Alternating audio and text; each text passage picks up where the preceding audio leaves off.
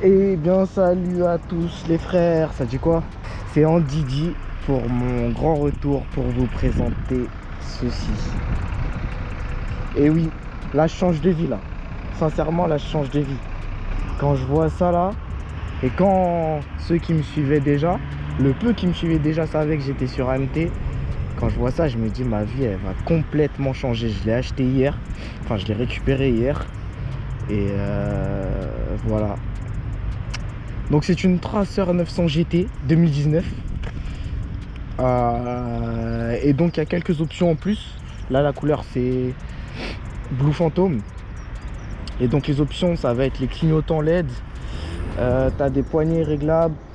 T'as les pads là pour protéger les carénages. T'as des protections pour le moteur ici là. Aussi obligatoire support de plaque court. Moi je vais la flouter de toute façon. Obligatoire support de plaque court. Et voilà. Et franchement les gars, c'est une dinguerie cette moto. C'est vraiment une dinguerie. Je vous jure.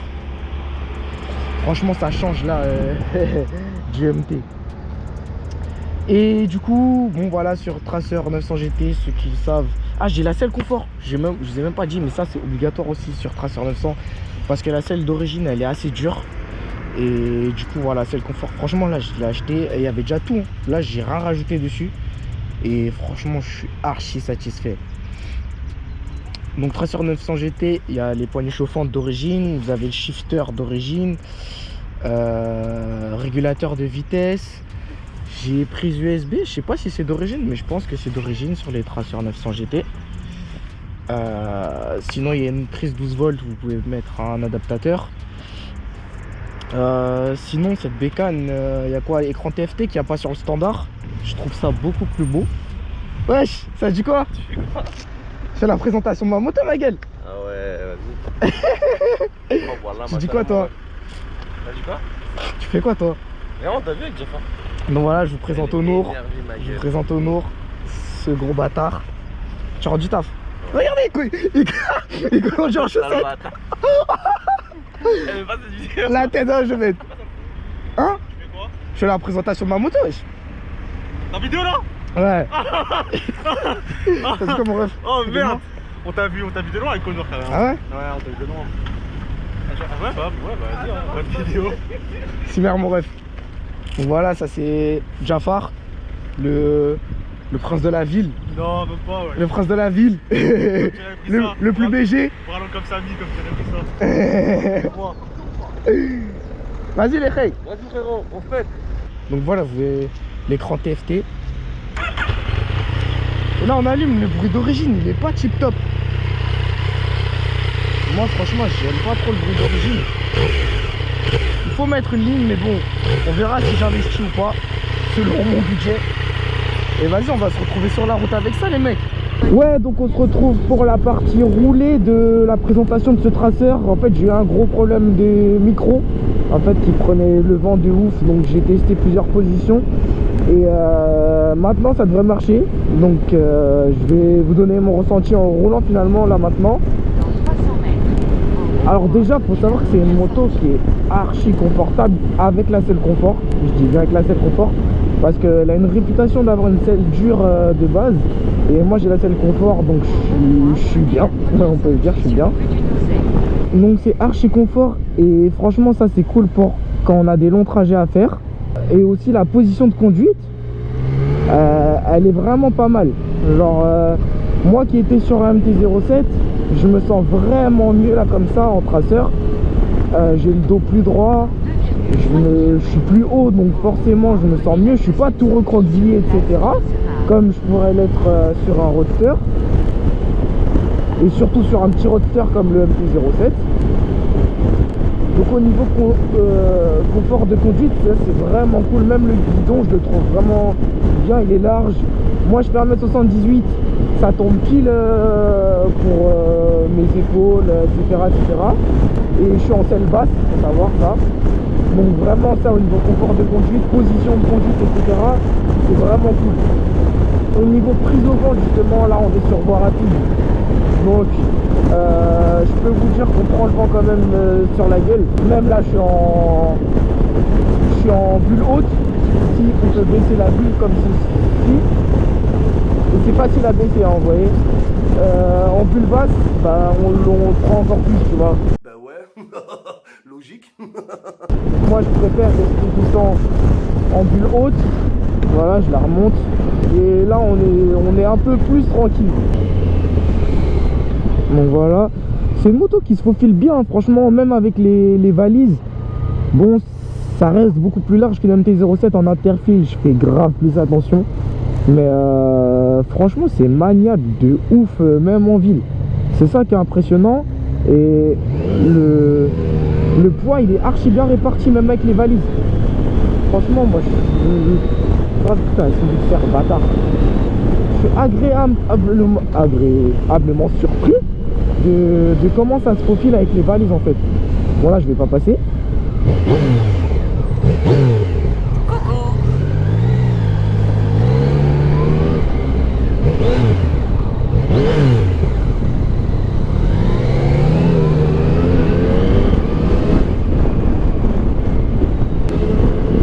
Autre chose qui est cool, c'est l'accélération. Tu vois, là, je suis en 2. Là, ça va pas régime.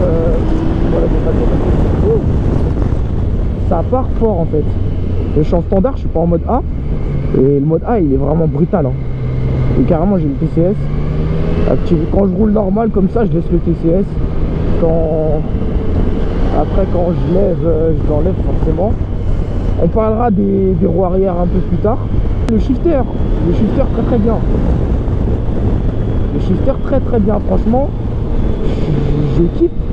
Déjà, la sensation de passer la vitesse au shifter, elle est vraiment... Je prends que les feux à l'orange, c'est incroyable. La sensation de passer la vitesse au shifter, elle est super cool. Regardez quand je vous dis, ça zigzag normal. La sensation de passer la vitesse au shifter, elle est vraiment incroyable. Genre le ressenti qu'on a, c'est super cool. Et en plus, bah franchement, mine de rien, ça aide, tu vois. Genre tu te casses pas la tête à embrayer, à décélérer, etc. Donc franchement, c'est cool. Dommage qu'il n'y ait pas de shifter à la descente. Après, je trouve que le shifter à la descente, il est moins important. Donc franchement, moi en tout cas, d'un point de vue personnel, ça me dérange pas. Ça me dérange pas trop. Il y a une petite ligne, on va essayer de voir si on peut faire une petite roue. J'ai pas essayé, enfin avec les valises, en plus mes valises elles sont remplies et le poids il est mal réparti. Donc ça va être un peu compliqué, je vais peut-être tirer un peu à droite à gauche. Ouh.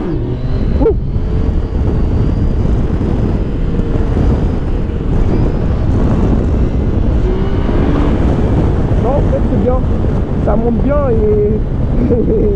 et c'est cool. Donc vous voyez franchement les roues arrière là avec ce traceur, moi là il y a des trous partout, je vais pas lever ici. Mais vous voyez que les roues arrière avec le traceur c'est lourd. Moi j'avais chaud, je venais que dans un MT-07 pour vider. Je me dis putain vas-y c'est sûr je vais pas le lever tout ça.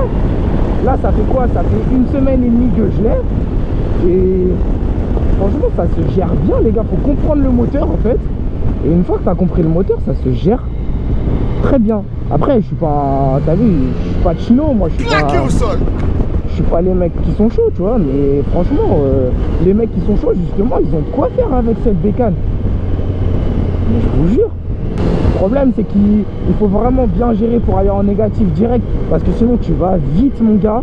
Et après, ceux qui veulent lever que à l'axel, bah c'est possible aussi, même sans passer les vitesses, parce que la 2 elle est super longue, tu vois. La 2 elle est super longue, donc ça passe tranquille. Ceux qui se disent ouais Trazer 900 c'est trop pour lever ou quoi, les gars non c'est pas trop, hein. Vous mettez en mode B, moi je me mets en mode B et tranquille, ça passe normal. C'est juste faut pas aller au fond du rapport, faut pas aller en fond de régime, parce que sinon là elle va avoir de la patate à mort. Mais en vrai c'est tranquille les gars, je vous jure. Roue arrière en Trazer 900 c'est normal.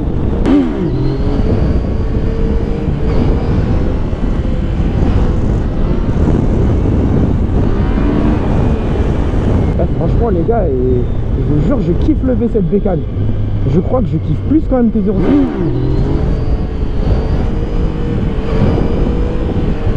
Oh là j'ai fait une phase là. Ça part à droite à gauche hein. Ça c'est les valises ça. Bon tout ça pour dire, on va se remettre en mode standard. On va remettre le TCS. Et là on est bon.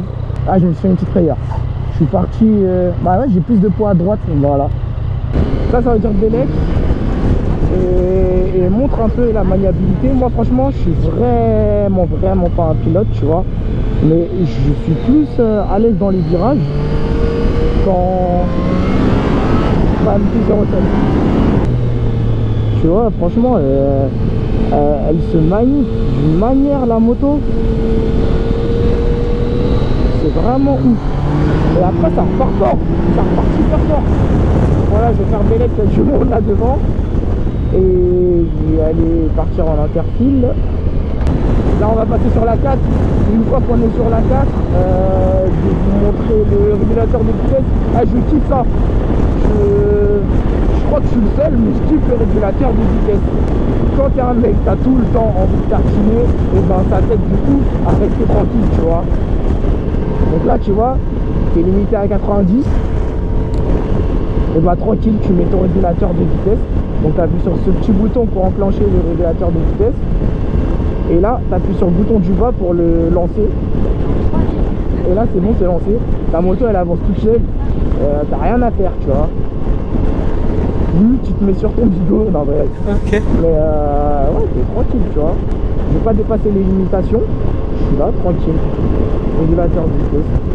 Et donc, pour toutes ces raisons, moi, je vous dis, hey, vous passez au A, achetez cette moto. Achetez cette moto, elle est incroyable. J'aime trop. Franchement j'aime trop et pour toutes les raisons. Tu vois, je me disais ouais peut-être que je vais pas kiffer parce que c'est trop puissant pour lever, nanana. Rien du tout, mode B ça lève. Ça se gère même. Ça se gère, franchement ça se gère. Les gars qui ont le frein en tout cas, tu vois, au moins le frein de sécurité, achetez ça, qu'est-ce que vous vous en foutez? Vous avez une moto, elle est puissante. Vous faites pas envoyer par toutes les voitures, etc. Nanana, sur voie rapide, etc. Elle est confortable. Vous pouvez faire des bornes sans trop vous prendre la tête, etc. Genre sur le niveau confort, etc. Et elle a tout pour elle. Ça se conduit bien, ça se manie bien. Il y a les valises. Bon, les valises, elles sont un peu petites, hein, je vous avoue. Vous pouvez pas mettre grand chose. Ouais, franchement c'est léger un peu. Genre une boîte de chaussures ça rentre pas. Les chaussures en elles-mêmes elles peuvent rentrer toutes seules. Mais une boîte de chaussures ça rentre pas. Ça sert par exemple si vous voulez aller au taf. Si vous voulez aller où encore, si vous voulez aller chez quelqu'un et que vous avez des affaires à ramener, etc. Mais en vrai vous n'allez pas partir en week-end, vous n'allez pas pouvoir faire prendre des grosses affaires avec vous pour aller je sais pas d'un point A à un point B quoi. Cette moto je vais la comparer au 1200 GS. Donc on va faire vraiment un comparatif poussé, ce qu'il n'y a pas sur YouTube les gars. Et franchement c'est des motos qui méritent d'être comparées. Donc ça moi je vais vous faire ça. Abonnez-vous, activez les notifications et likez. Ça va me donner de la force aussi. et franchement je vais sortir la vidéo normalement une semaine après celle-ci. Et franchement ça va être carré. Donc s'il vous plaît abonnez-vous, likez, faites tout, commentez ce que vous avez envie. Même si vous aimez pas, on s'en fout. Et voilà. Franchement, et achetez cette moto. Achetez cette moto. En tout cas sur ce, moi je vous dis à plus tard pour justement la vidéo avec le JS 1200 les gars. Vas-y portez-vous bien. On s'attrape les gars.